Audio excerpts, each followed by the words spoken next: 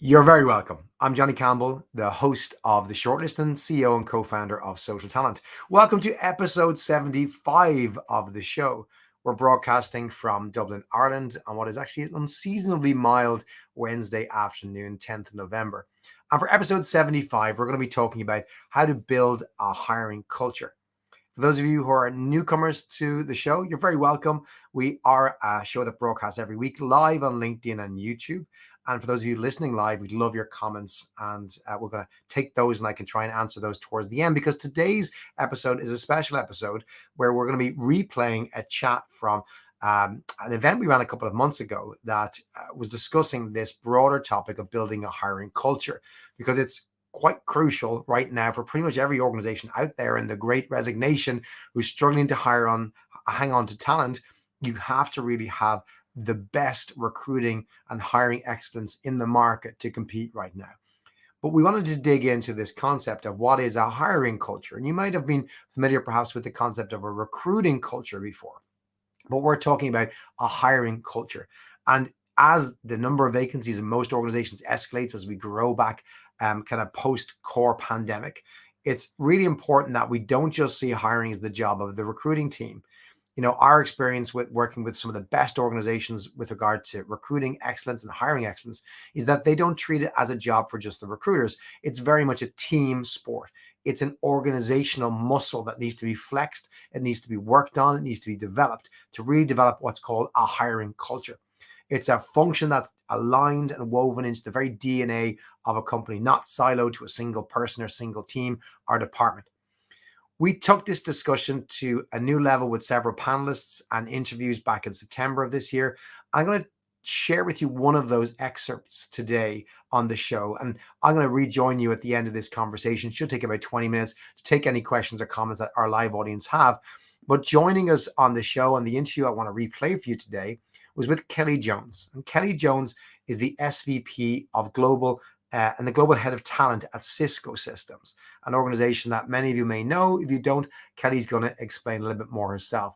And she's going to walk us through Cisco's journey to move more towards a recruiting kind of organization to a culture of hiring across the business, and also how they've expanded that in terms of talent mobility and the importance of tracking data. So we got about a 20-minute conversation here with Kelly. Really hope you enjoyed. Those listening live, please do put your comments and questions in, and I'll be more than happy to address them at the end. But now, over to Kelly. Thank you so much. I have to say, I so enjoyed listening to the first part of that panel. It's always so fascinating to know that as we're having these discussions, we're not alone. So thank you for inviting me to this chat today. I'm in Denver, Colorado, for those of you familiar with the US. It's right near the Rocky Mountains. As Johnny mentioned, I work for Cisco Systems. That is Cisco with a C versus an S. I know we have a couple Ciscos out there. And for those of you that might not be familiar with Cisco, we are an IT software, computer networking, and collaboration company. We're based in San Jose. We do business in about 362 countries around the world. We have a fairly diverse portfolio when it comes to hiring, everything from software engineers to customer experience to our corporate functions group. So we do a good bit in that space.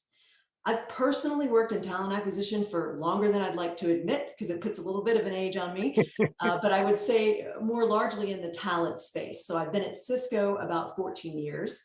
In that 14 years I'm on my 11th job actually at Cisco. So I'm one of the one company, many careers people. All of those roles have been focused on talent acquisition, talent development in the HR business partner space. And prior to that, I worked in the IT staffing agency world, which is interesting when you talk about culture of hiring, because I've kind of run the spectrum of hiring as the lifeblood and the revenue of an organization to working in an enterprise where hiring is one of many things that people do. So I'm very excited to be here. Thank you for the invite, Johnny, and particularly passionate about this topic. So would love to get into it. Well, I might ask you then to start with perhaps defining hiring culture as you see it. And we've had great definitions from Aimee Michaela initially, but perhaps you could define it in your words and also perhaps explain what does it mean today for Cisco? Sure. There were some great explanations, and I was nodding off camera as I was hearing some of it. When I think about hiring culture, it's a little bit like if you've ever known anyone who does CrossFit, that kind of that global sports where Sunday morning I'm out with my coffee, walking my dog, and you walk by and you see these people pushing tires and running around buildings. The question of how do you know if someone does CrossFit? They're going to tell you the first 5 minutes you meet them. Like they're literally, you're never going to have to guess. And that type of fanatic fandom about something is really where you want to go with the hiring culture. And some of these things were mentioned earlier, but the idea that you can recruit and hire people from anywhere. And at Cisco, it's about a hiring culture, but you touched on this earlier. It's not just hiring and it's talent mobility. I almost feel like you can't bifurcate those things because we look for leaders to have leadership capability when it comes to building their teams. And building their teams has to do with hiring, which is recruitment, the process of how they bring people on, certainly, but also how they're developing their team and identifying talent in other areas of Cisco to be able to bring over. So when I think about how we define a hiring culture, it's hiring and mobility. For me at Cisco is how I think of it. And it's really when we have this embedded into the leader job, whereby they have a certain number of business results we ask them to drive, certainly as a leader. But it's also at Cisco, we have a certain number of leadership behaviors that we expect them to drive. And this runs the span from how they run engagement pulses with their teams. Are they utilizing our weekly team space check-in tool, which is to find out what everyone's priorities are, how they're addressing those priorities, what help they need in that. And then another piece of that that is, I would say, newer to the ecosystem, because this focus on culture of hiring, it's been ongoing for us, but I would say it's really been heavy over the last year, going into the pandemic, understanding all of the changes in the external marketplace where hiring has gotten really, really hard. We have a lot of practitioners on this call, and I don't think anyone would say it's gotten easier over the last year. It's gotten really hard. And this has highlighted this need with our leaders to really focus on hiring becoming more of a team sport. I so empathize with what you're saying, and I love that definition of the fandom. You said it would take 5 minutes for a CrossFit person to tell you. I'd say 30 seconds. You're being polite there. But yeah, I love that. I love that emotive way of describing it, where they'll tell you all about what they're hiring for in the organization, because that's just so part of the culture. Like it kind of comes to Michaela's point, right? You just know it, and that's a great way to observe it. That people just come out with that. They're so passionate. It's the culting culture, I guess, when you look about hiring culture. This might seem obvious to all of us in talent acquisition, the talent space, that of course hiring is important. But let me just kind of pull back to Cisco, let's say at an executive level, right? Why is this important? Why does it go up the chain of importance to near the top for an organization like Cisco? Considering, I imagine, all the competing priorities, all the other things that you could focus on. Organizations can't focus on everything, of course. Why is it important for Cisco? Why do you feel it goes up the top for Cisco? Yeah, I would say two things. First of all, we spend a lot of time listening to our employees. And over the last year, our people strategy that we've stood up has been based on feedback from our employees, our leaders, and our executives. And one of the biggest things that came out was hiring. When we ask people, what is important to you? What are the things you think we need to do better? Where are the areas of greatness? Hiring always pops up in that. So it was the number one focus of our people strategy in this last fiscal year, pulling into this fiscal year. So I would say, number one, it's very visible. So it's something we talk about. But even more broadly, if you think about Cisco, every product that we develop, that we sell, every time someone develops something, sells something, or supports it with a client, that's a person that we brought into the organization. And that visceral connection to, we're not just a 78,000 person company where things get done by magic. Things get done by people. People move things forward. People drive innovation at Cisco. And so every person that we bring into a team is a factor in that, either contributes to it or detracts from it at the end of the day. And so I think this realization that it's so critical to everything that we do, that we have high performing teams, and great hiring process and mobility process is a pillar for high performing teams. Yeah, I totally agree with that. Like, essentially, hiring is controlling the front door to everything. Like, who's in the room, and it's so important to get that right mix. And I may mention the kind of importance of diversity inclusion with that mix earlier on as well. And you've mentioned the importance of internal mobility. And I totally agree with you. And I like that you see it in that wider context.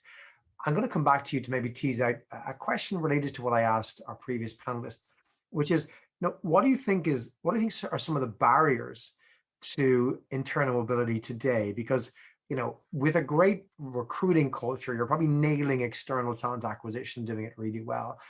But it's been recognized by most leaders, there is a disconnect between how we do the internal mobility and how we do external hiring. What do you think are some of the obstacles there, and how would you go about fixing them to really align the great stuff we do in external hiring with what we could be doing with internal hiring? Yeah, I mean, my perspective is there are three things that really prohibit this from happening. The first, this is not going to be popular to say, but I'm going to say it. Sometimes it's a tool, it's a tool issue in terms of it is easier to go onto LinkedIn and identify the background and skills of external talent sometimes than it is to find them in your internal ecosystem. So that can be a bit of an issue. But I think even larger than that, there's a cultural issue around talent hoarding. And this concept of, is this Cisco talent or is this my Kelly's talent? And the idea that when we bring people into the organization, we need to elevate our thinking a little bit on this. These are not just employees for our team. These are employees for the entire ecosystem. And there will be times they work on your team. There will be times they work on other teams. But that thing that I think inhibits us sometimes is this idea that when you get a high-performing person, this desire to really hold on to them. So my comment earlier about leadership capabilities, there has to be something in leadership capabilities around your ability to identify, develop, and move talent along within your organization is an indication of how good are you as a leader. And we did a hour and a half session on this in our Teams Week. We pull our leaders together for Teams Week a couple times a year, where we basically go into a topic that we want to educate them on. And we picked building a culture of hiring and mobility as the internal Teams Week session. And we had 3 executives come in to talk about this. And one of the biggest things that our employees were putting in the chat was around this concept of talent hoarding. They're sometimes concerned to tell their leader they'd like to do something else. They don't want to be punished for wanting to do something else. So being able to free up talent to move across the ecosystem and make sure that leaders understand that it is their role to develop and to move that talent, is critically important. And then the third thing I would say that can kind of be a barrier around some of this is bias. You do have this, well, we don't have that talent here. They have much better talent doing that at Google. Let's go raid Google and get the Google talent to come in and do this job. And sometimes that's just perception. It's perception between what you've seen someone do and not really understanding their full capabilities. And this came up a little bit in the earlier panel, but in the hiring organization, in the mobility organization, the other thing we're talking about a lot is this reskilling and upskilling. Because the reality is, with the quote around more jobs for recruiters and software engineers right now, we are never going to catch it with external hiring alone. We also have to look at our teams, and we have to look at how do we upskill and reskill and create opportunities for people to move. Because skills are dynamic, they're not static. So how do we make sure that we're enabling our employees to do that? So that third being really just this bias, this idea that we can go find someone who is kind of, for lack of a better term, off the shelf, ready to do this job, versus saying, Johnny has skills in these 3 areas, and we think he has strong capabilities in this area. How do we enable that? I love that. And I love the kind of Team Cisco approach as opposed to Team Me. It's Team Cisco. And you measured metrics, and you mentioned, the focus on leadership and owning these things. I've heard of organizations, too few, unfortunately, perhaps, who give leadership metrics such as how many people did you provide to the rest of the organization? Did you help promote up to another level outside your team? Literally as a metric that drives their bonus. Speaking of those kind of outcomes or goals, what are some of the kind of outcomes, metrics, KPIs you're hoping to drive at Cisco with this focus on a hiring culture? When you come back to measurement, what are some of the things that interest you, or you really, I know you're very dashboard focused and you've got great metrics in different areas in the organization. What are some of the key ones that would indicate we're doing a good job or a bad job on hiring culture? Yeah, you're right. We do measure a lot of things. We can go into our process at any given point and see how we're doing. Some of the key things that we are focused on, number one is experience. And so this is part of the reason why we've invested in working with SocialTalent around how do we train our leaders to be exceptional interviewers, because there is an experience piece that happens, and we measure our candidates, both selected and non-selected. What was your experience in the interview process? And the reason this is critically important, there is the recruiting element, and this came up in the earlier panel, recruiting culture versus hiring culture. The way I see those different is hiring culture is the recruiting element plus, plus, plus. So once they're in the door, what do you do with them? What is the experience that they have with you? And whether they ultimately join Cisco or not, we want them to leave this process with an experience that said, that was a good experience. I would have liked to have gotten selected. I didn't get selected, but I would recommend Cisco to another organization. The leaders showed up well in the interviews. People are prepared. They ask relevant questions. So we focus largely from a data standpoint on what is the experience that the candidates are having. Now, one of the things that we're exploring to support hiring as part of our people strategy is having a hiring manager metric that has 4 quadrants looking at how did they do during that cycle. And to be clear, this isn't a goal to kind of weaponize the data and come back and beat people above the head and neck with it. It's more of a information we want to provide executives to say, you've declared this as important, because I think our executives understand the importance of hiring, without a doubt. So you've declared this as important. How are you doing? So this 4 quadrant could look at what is the experience of the candidates that are going through, how many employer referrals went through the process, did you actually generate? How quickly did you respond to the candidates that we sent you? There's a myriad of data that we could put in this, but the idea is we're already measuring our leaders on how well are they doing as a people leader. If we accept that hiring is central to the role of a people leader, then measuring it through this 4 quadrant piece and just giving it out and saying, this is what's happening. And then allowing them to get intellectually curious about that data. Well, why is my experience rating only a 4? Can we get into this? And then just information is power, right? Come with the data. So we're thinking of it largely through that lens. I absolutely love that. Like, I remember speaking with a good friend of mine in Microsoft's TA team a few months ago, and she was sharing with me how I asked her, how did Microsoft begin to turn the tide on some of their diversity efforts? And she was saying it didn't change until we made it a leader metric. It's not a hard metric. There's an element of softness with discretion around that, but it became something that everyone was measured upon and everyone had to be accountable for at the end of every period. And all of a sudden, everyone was invested in making this work, right? Metrics work. Yeah. And I know you're not suggesting that Cisco is done on your journey to being a hiring culture. But let's say, where would you put yourself at the moment in terms of on your journey? Where are you as a company in rolling out a hiring culture? Would you say you're midway, starting off, towards the end? What would you say? Where would you say you are at the moment in that? I would actually say we're probably early to midway, but I would quantify that with we have points of brilliance in our organization. And let me bring an example to you. We have an engineering leader we hired externally who came in, and I had a conversation with this executive probably 3 months after he was here, and he was shocked that we did not request or expect leaders to passively manage 5 to 10 candidates at a time. And it was a fascinating conversation because he said, every organization I've worked in, I've just expected it. It's a role of a leader to passively manage 5 to 10 candidates at a time. And to be clear, that doesn't mean they're talking to them every week, because time is the biggest currency. We're not going to ask our leaders to become full-time recruiters, but he had that expectation. And so we have areas in the organization, I would say sales is pretty brilliant at it for all the reasons that were mentioned previously. They understand they always be selling. They're very comfortable networking. They're comfortable selling the company. They're comfortable selling themselves.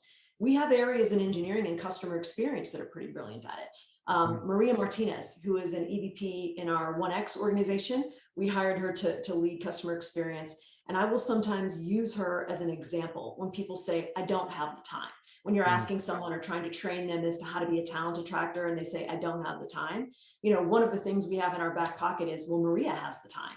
Who has less time than Maria? She's running the largest function at Cisco. She's an EVP, she's got a huge remit. And one of the first things she did when she came to Cisco is invest time building out her team personally. She didn't just go to executive recruiting and say, I need these 5 things, find them. She immediately went into her network and started personally calling people that she knew would contribute to her team. And so there are areas where we have this and it happens naturally and intuitively. There are areas that it doesn't. And in the areas that it doesn't, the way that we're trying to double down is through really everything comes down to what is the WIFM? Why should they care? And so why should you spend your time doing this? And one of the things that I will always say to executives, and we try to bring into conversations, is if you don't have time to focus on hiring exceptional talent, when are you going to find the time to performance manage that talent or to rehire that talent a second time? Because If you think about the difference between a great hire and an okay hire, all of us who've led teams, we know that difference. A great hire contributes to like the productivity of your team at such a different level. And so when you bring it in on this visceral level with the leaders, they tend to go, yeah, because we've all experienced that. Any leader you've ever had has had okay talent and fabulous talent. So putting it in that context usually helps. But to make that very long answer a little bit shorter, I would say we are probably getting to midway through on this. And what's really helped us is the elevation of hiring as the number one part of the people strategy that we worked on. And to be fair, I don't know if that would have made it to number one had we not experienced all the challenges we have over the last year with, the great resignation. Is a lot of recruiters read that article, and practitioners have been talking about it, people leaving the workforce, allowing people to work from anywhere in this new hybrid world. Companies like ours, where remote work was a differentiator, it is no longer a differentiator. And so everybody is kind of attracting your talent. And so I don't know if 2 years ago we would have been able to make as much progress as we've made over the last year because of the pain that we've had in the system with regards to hiring. You're right. Now is the time. If any leaders are listening to this wondering, should we do it now? It's never been a better time to prioritize this and get the buy-in. I love what you shared about leaders and having the time to have to court 5 candidates. A good friend of mine who runs TA globally for one of the big 4 firms was explaining to me how they've always mapped out, making sure we have backup talent for every executive role, and down to let's say C-4, let's say. And more recently, they've said, well, they've looked at that and said, how diverse is the panel of potential candidates, and force diversity. So they're not just asking people to make sure they're managing 5, they're looking at who makes up the 5 and anticipating the actual the candidate pool to be diverse to drive future leadership. So really connecting the dots. Kelly, we're going to keep you on for the next panel. My time with you is over. So many more questions I wanted to ask, our audience have been asking, but I'd listen to your long answers all day. So don't try and shorten them. There's pearls of wisdom in there. And thanks so much. Stay on the line, because I'm going to ask you to join our next panel. So I really hope you enjoyed that. Kelly's insight in terms of what Cisco are doing, I think, is even more relevant 2 months later after that original broadcast, as we face into an even tougher recruiting environment. And what I'd ask those of you listening to think about is, are we working towards a hiring culture in our organization? Because I think that's going to be one of the big differentiators as companies look to compete for talent out there today.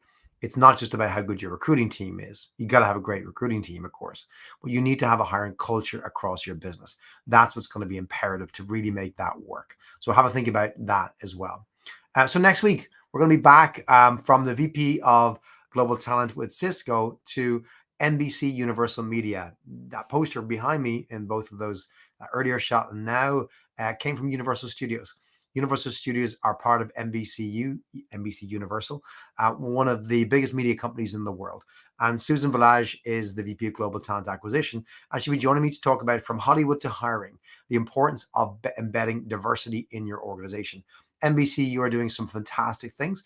And Susan's going to be talking to me about what we're seeing as a media organization, the power of influence you have over diversity and inclusion, but then also tactically from a recruiting team and recruiting organizational perspective, what are they doing over at NBCU that's working? That's going to be live next week. You can join us live for that chat and put your questions to Susan. That's on Wednesday, 17th of November at 4 p.m. UK Ireland time, which is 11 a.m. the East Coast of the US and 8 a.m. the West Coast. Or you can find us on podcasts. Our episodes drop Wednesday evenings on Apple, Spotify, and wherever you find your good podcasts. And you can find out more about upcoming shows and previous shows by going to socialtalent.com/the shortlist. So really hope you enjoyed Kelly's comments today and heard that refresh. We'll be back with another live show next week. Thanks for tuning in. We'll see you next week.